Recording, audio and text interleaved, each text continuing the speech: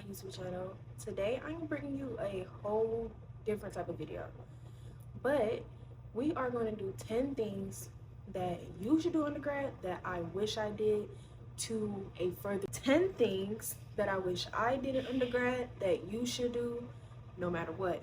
The first thing, go to office hours. I was really good with this my freshman year. I think it was because I was living on campus and then I left campus after my freshman year. So I was just like, I'm ready to go home, ready to go home.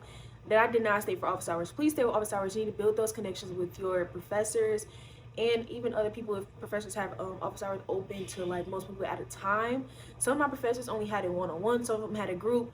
Doesn't matter. Just go to your office hours. Please, please, please. Even if you think the class is easy, even if you think you got an A for real, still go to office hours. Make sure the professors know your name. Especially if you go to a big college like I did at Howard, there are like 100 and something other kids in a classroom. So you want to make sure you stand out. Go to your office hours. Build relationships with your professors. So not only are you going to go to office hours, you're going to make sure that you build these relationships with your professors. Especially if you are knowing that you are going to continue education beyond there, you will need a recommendation regardless. Just have it on deck. Go and build actual relationships with professors. This is one thing that I think I didn't do at all pretty well, not too well. I did sit in the front of all of my classes. I did participate. I was in class. But I think the main thing was taking the time to get to know the professor one-on-one, and that's what you should do as well. Please get to know your professors.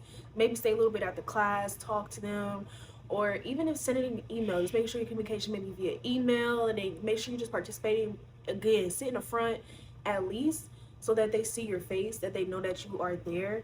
You want to stand out in your classes because, especially if you're continuing education, because you want to make sure that you can actually back information, have what you need to say, especially when you're going to other jobs. You need to make sure that you have it. I am telling you right now, I've got asked plenty of times about my major in my specific classes, especially if you go to a well-known university like Howard or any other HBCU beyond that, and or a really well-known PWI.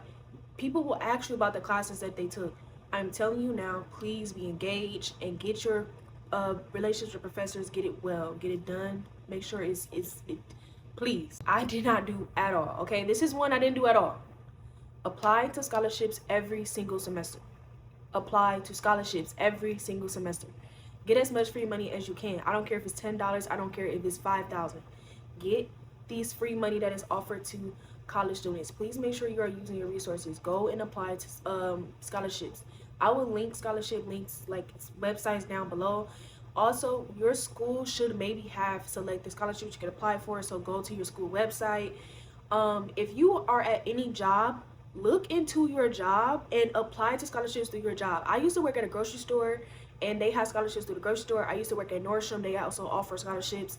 I am telling you right now, also the job you may be working may just be McDonald's, or it may just be something, retail for right now, which is okay. That's literally what you need to do. But look into how they will help you in school. That is most importantly. Look into your jobs. Like I said, I will link scholarship websites down below. And also, most scholarship websites require you to write an essay. So always just have somebody that's just really good at grammar that can look over your essays, because these are getting submitted to win money. Some of them are very unique as well. Like if you like recording, you like making videos, they have scholarships where you can submit videos, you can submit short films. There's so many different things. I even heard of students getting scholarships just for knitting and for sewing. So I'm telling you right now, like even the hobbies that you do, and if you're really good at it, look into scholarships for those as well, because they are out here, and as much money as you can get to pay for your education, get it. Number 4, get internship quickly, okay? Get an internship. I can't stress this enough. Even if they're not paid, go and do the internship. One thing about it, you want to always build your resume, okay? From freshman year all the way through senior. They need to see that you are active, not just in your school, also outside of the school. Especially if you're moving to a new city, go explore your city, see what's out here. I moved to where I'm at, the DMV, from Milwaukee, because it's way more opportunities and way more jobs here than it is there, and the type of jobs that are available here as well. You have to get yourself through the door. I've been doing internships since middle school, and they range from law to psychology. I've done internships in the Milwaukee County Courthouse. I have done an internship at a law firm. I have done an internship with Home Depot for DEI, which is diversity, equity, and inclusion, which was an amazing internship experience that was online. So you can also apply to internships that are online. And I know that when you move states, it's hard. You may not have your car. You may not, have money for Uber or live for anything at that moment in time. So please take advantage of the online internships as well. And make sure you go into a very good company. A lot of big names are there who have internships. Apply to them, get in them, do whatever you have to do. There are also smaller ones as well that just hold as much weight. So please make sure that you're looking in both scales and get an internship and get it quickly. Also, still number 4, get research experience quickly as well. At least where I went to Howard, psychology majors, there was a lot of opportunities to get research experience. A lot of professors also do their own research that they may need students to help with. Get involved in the research. It doesn't matter. I've hired researchers from students that did help with HIV all the way to plants. So I'm telling you, just go and see what your professors offer, what's there in the school's department. Maybe even look into other departments and seeing what you can do. But I don't know how that would go. I would think to just stay in your major in your department and apply. But do whatever research is out there. That research experience is very well, especially if you're looking into going to PhDs or PsyDs or that very much higher up. Get research experience and get it quick. 5, you want to join organizations that align with your goals. Also, I want to be very clear here. When I say align with your goals, I mean that from any standpoint. There are so many organizations you can join at any campus. Go and join them. For me, I've done mentoring organizations and also did a pre-law women's society organization. So just get into organizations and be involved as much as you can as well. Be just as loud as you are in the classroom there as well. It's a little bit more extra time. A lot of these organizations will hold at night. So it is a very big time commitment, but in the end, it will help you build in a network on your campus that you will need. And this is something that I did not do well. I joined, but I did not build connections like I was supposed to. I'm telling you right now, don't only just join and just be there. Network and get to know people. They are there for this probably similar reasons that you are there as well, because all of it align with your goals. So everybody's there for the same goal in a way. So build your network using that opportunity. Plus it just gets you out of just always maybe just studying, going to class, studying, going to class, studying, going to class, studying. Just a little break. Take it, and then it will actually further your education as well still. So please go to these organizations, be involved, and build your network. Next point, networking. Okay, this is anywhere you are at. Number 6 is network. This is anywhere you are at. I don't care if you're on campus. I don't care if you're at your retail job. I don't care if you are at home. I don't care if you are in your dorm, chilling in the library. All of these other factors, network. Okay? Network. This is something that I wish I did well. You will want to have those relationships and have those connections. Really, how can I say this? A lot of more successful people are really successful because of who they know. So get to know people, go out there and network. If you are somebody that's more like me, you are very introverted, it's very, maybe just a little, that taking that step is just hard for you to do. Here's what I did to still have some sort of connection in networking that was very comfortable for me. I got a job and it just helped me get connected with so many different people. I met a lot of people and I was just working at Nordstrom. So I'm telling you, it doesn't really matter, where you work. You will meet different people, I'm telling you. Okay, so use the opportunity to network, and it just gives you an opportunity to explore the city and make some little money while you're in college, because you're going to need the extra money. And yeah, again, this is a big time commitment. So if you are somebody that can't do this and just want to stay in school for the full 4 years, then go ahead. But if you are somebody that's like, well, you either don't have a choice or you're just like, I just need to work, I need to get to know people, that's also another way you can do that, to still network and get to know people, because they know the city, and that's a good place to know as well, just as much as it is good to know the people on your campus. Learn study techniques, and learn this immediately. Okay, you do not have to be up at 3 till 6 a.m. studying if you know how to study, okay? For you. So I am not one of those people that work well at night. I do not do well at night. I cannot work past a certain time. Whatever I'm even studying, I'm not going to know by the time the day comes anyways. So here's what I would suggest with study tech. You're studying. Do not cram. You're studying. Please don't cram your studying. I always study throughout the days. It may only be 1 hour a day. Sometimes I may only have 30 minutes. Regardless, it's spread out. The second thing, doesn't matter how much time you spend, it matters. Basically, it's the quality of your studying that matters. So it doesn't matter how long you're going to study. It doesn't matter. Quantity does not matter. You can do 5 hours and know nothing.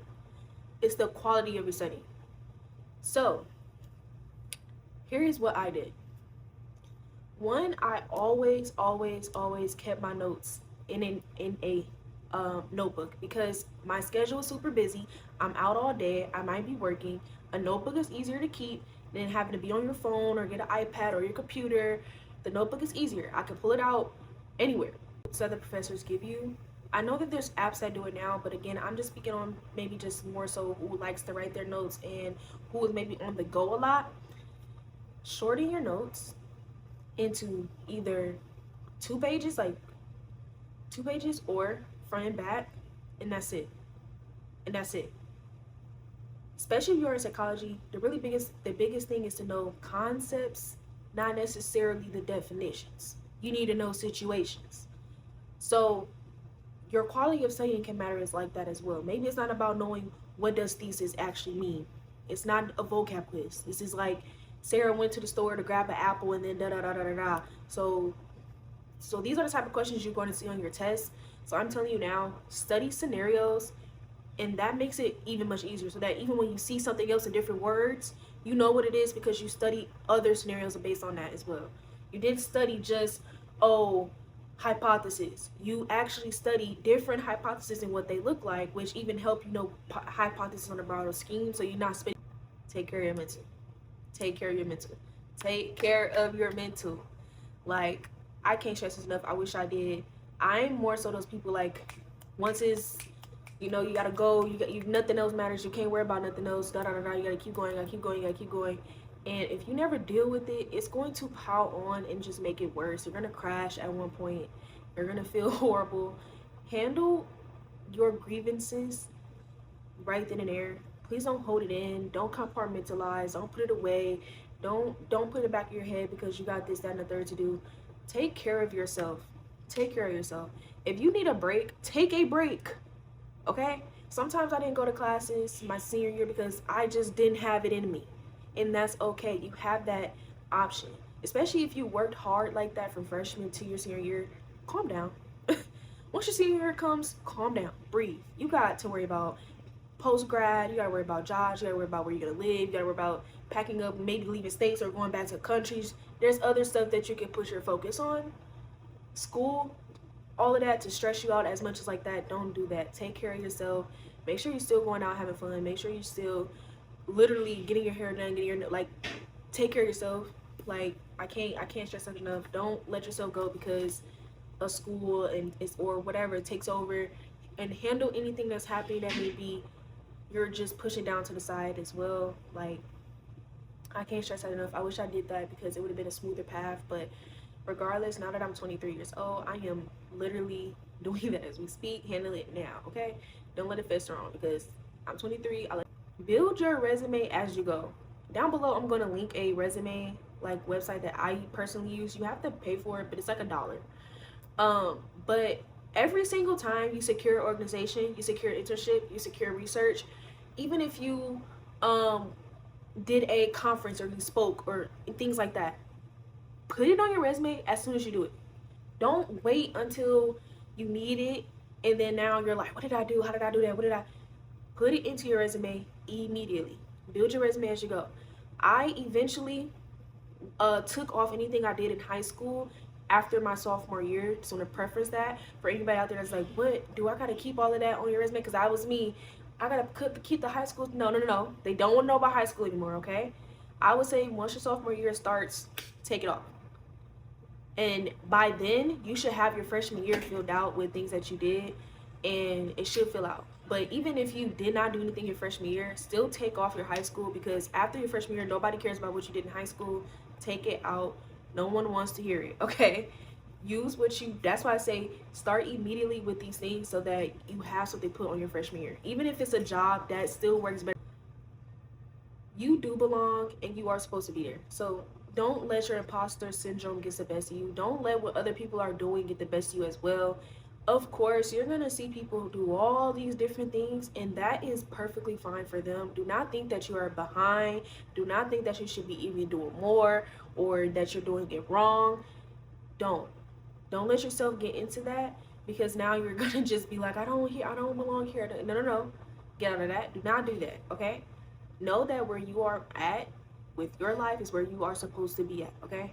I graduated, still graduated, and I may not have done everything maybe I wanted to do. I may not have done everything that I've seen others do, but at the end of the day, you have one goal, and you meet that goal, and everything the in between was for you. It was supposed to happen that way, because regardless, you did graduate. So all I'm saying is take advantage of the opportunities, but don't let yourself get lost in other people. Focus on you and what you got going on, and I promise you, it is just, these are the 10 things that I wish I did in college, and I hope that you guys listen, and I hope you guys do too.